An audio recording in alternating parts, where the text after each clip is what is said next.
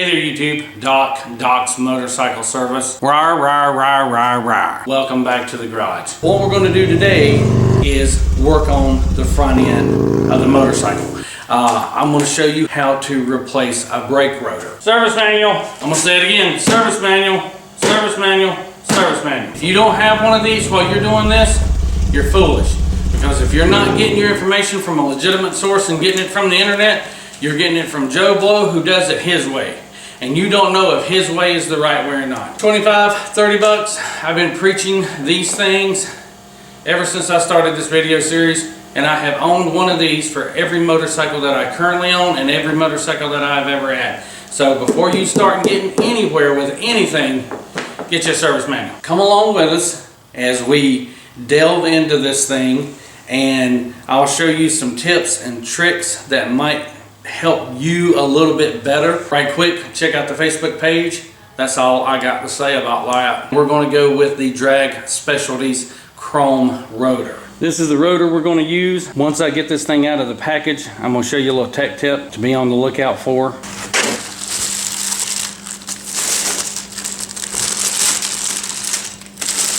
All right, that is pretty, very pretty.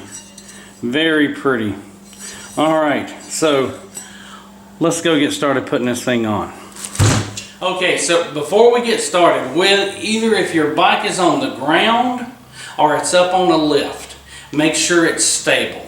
Make sure that you're using some safety straps. We got a safety strap back here on the back, and we got it up on 4x4s, and we got our John Jack in place. And we're doing all this because currently Donna doesn't have a rear tire on her. As we move into the video, once we get this thing up in the air and the wheel comes off of it, the John Jack and these 4x4s are going to be the only thing that has Donna up in the air. So you want to make sure that you got a safety strap. I keep mine just a little bit loose while I'm operating the John Jack. And the front wheel for now is held in to the vise. And because the wheel is in with the axle, we're good. Don't be an idiot, okay? Whether it's on the ground or on the lift, don't get in a hurry and make sure that this bike is stable. If you are using one of the lifts that goes under the motor, kind of sort of like a transmission jack or a motorcycle lift jack, I would encourage you, before you put that thing on the jack and jack it up in the air, to loosen everything that you're going to need to have loosened before you get it up in the air and start yanking on it trying to get stuff loose. We've got beauty rings right here that we're going to have to take off on both sides, which are going to expose the axle when we go to drop the wheel, and we'll cover more of that here in just a minute. Our beauty caps are off on both sides. We've got our axle that comes out from this direction. We got 2 1/2-inch bolts here that we need to loosen. That'll drop the cradle down, and we got a nut over here to take off. So what we're going to do now is get her up in the air. Before we start this process, let's just talk a little bit about how this works. So right now, with the weight of the bike on the forks and the sliders, the spring in here is compressed. In order to get this wheel out, to get the rotor off, what we're going to have to do is lessen the weight of the bike on the front forks. And we're going to do that by using the John Jack to lift the bike up. You're going to have to lift it up 1 or 2 different heights. You're going to have to raise it up enough to where the bottom of the fender is above the top of the tire, which is in here, which is about 4 inches. Or you can cheat a little bit like we're going to do. We're actually going to take the fender off. Now, you may be able to do that, you may not be able to do that, depending on whether or not you're running a light on the front and whether or not the wire on the back side can be disconnected from your harness. If you've been following along, you'll know that I put a new wiring harness in this motorcycle, and I put a plug-in on it just for this reason. So I already have it unplugged. So what we're going to do is we're going to pull these 4 bolts, and we're just going to lift this fender out of the way. What that's going to do for us is allow us not to lift the bike too high. We just have to lift it enough until the forks extend, and then a little bit more to take the pressure off the axle, and then we'll pull the axle out.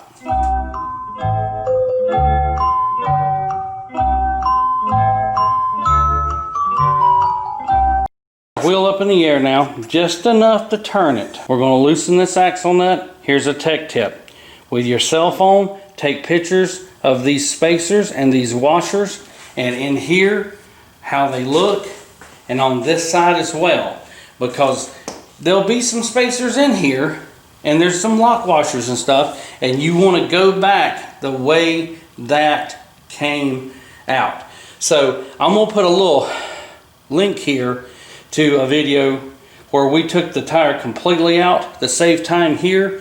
Go back and look at that, but we're going to get the nuts off, we're going to get the axle knocked out, and we're going to get the tire out, and we'll be right back. Now we've got the tire off, we're ready to take the rotor off. Here's a little tech tip. Before you even take it off, come in with your new one and line it up and see if all the holes match up. And I mean, these guys are matching up perfect.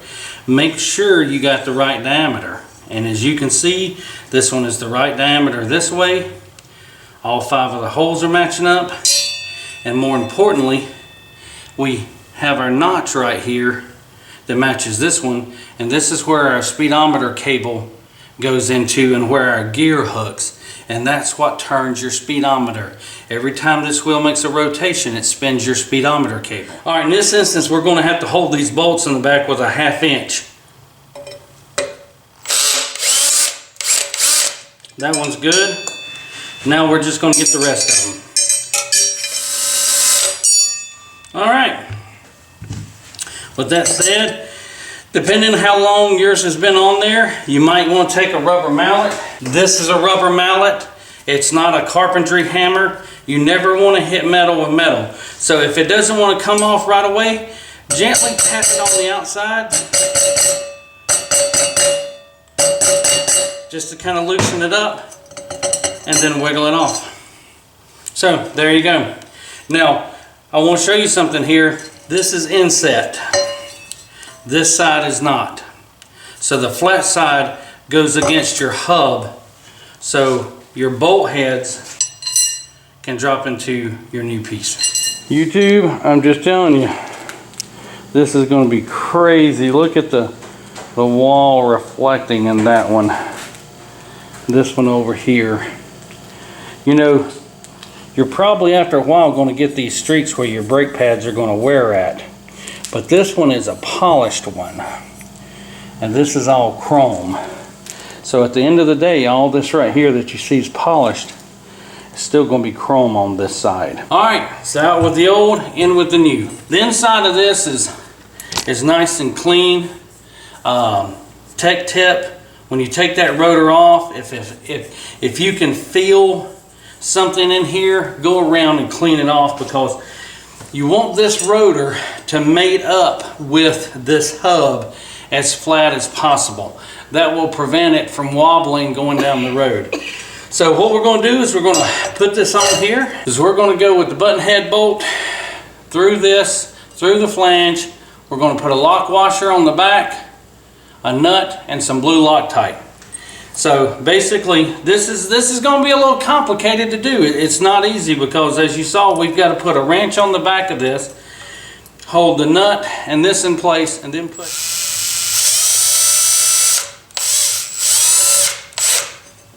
Alright, well there it is, nice and pretty. YouTube, if you ever wonder why the dealerships charge you so much money for doing work on your bike, that's a classic example of why. Alright, so what we're going to use now is a socket, and well, not a socket, but a ratchet, and our wrench, and we're going to turn this thing up, and we're going to, I'm going to say we're going to torque them down, but there's really not any torque specifications for this. My suggestion, my tech tip, is to make this about a 1/2 to 3/4 grunt. You want these things tight, but don't take a torque wrench to them, because if you do, you're going to start warping this rim. This notch, just so you understand how all this works, aligns with this lever here on the speedometer gear, and your speedometer cable screws into this. Every time that little lever makes a rotation around that gear, this square cable spins. Give me turning up here. See it turning right there? And what this end does it goes up here and screws into the bottom of your speedo. And every time that thing turns around, it twitches that needle. And the faster it turns and the faster it twitches that needle, the higher that speedometer needle goes up. So if you often wondered how that worked on the old bikes, there you go. So now we're gonna stick this thing back in. And we got a pretty little chrome cover here, to put over it. So we're gonna go ahead and get this thing put in. As I said before, I'm not gonna waste your time here. I've already covered how to put this wheel in another video. If it won't let me put the link up here again, just go back to where it was earlier in the video or look in the comments. So as we get ready to put this front wheel in, talking about your service manual, tech tip service manual, we can go right here to the front wheel tightening torques non-springer, and we can see every torque value we need to have to put this wheel back in properly and safely. So we got the wheel in, we got our cap nuts hand tight, we got our axle nut hand tight, and we're getting ready to torque it to specification. But I want to tell you something. This axle goes in this way and it snugs up over here. It seats into the lower slider. You're going to put about 45 foot-pounds of torque over here, and the reason you're doing that is you're trying to pull the axle all the way this way. These two right here only hold the axle up against this slider. When you go to put this thing back in, if you're working on one like this, torque this side first, because if you tighten these, you might put unnecessary stress over here trying to get your torque specification. Does that make sense? This side has to pull in because it's pulling the axle this way. These two torque up to hold it. Get this one in line, then tighten these. That's your tech tip. Well, there she is. It's just amazing what a little piece of something will do to brighten up a motorcycle. I mean, it's absolutely amazing. The profile on this thing is unbelievable. Now, this is the speedometer cable here, and it's not attached. We were waiting to do this, so it's just off to the side here. There's your another look at it. I do want to point out one thing to you, and I should have done this before, but there's a stamp right here, and the photo is the minimum thickness of this brake rotor. Part of your inspection process should be to take a dowel caliper and put it on here every so often and check the thickness of this. They wear out just like with a car. Your brake pad has to have a minimum thickness, and your rotor has to have a minimum thickness. If either one of them are too thin, things aren't going to work like they're supposed to. I think she looks pretty good. Right quick, check out the Facebook page. You'll see some previews of what we're doing and some other little tidbits of information. It's a good place to come and ask a question. Come check it out. I'm not going to spam you to death, and I don't post 19 times a day. Just put up little teaser stuff and answer questions that people might have.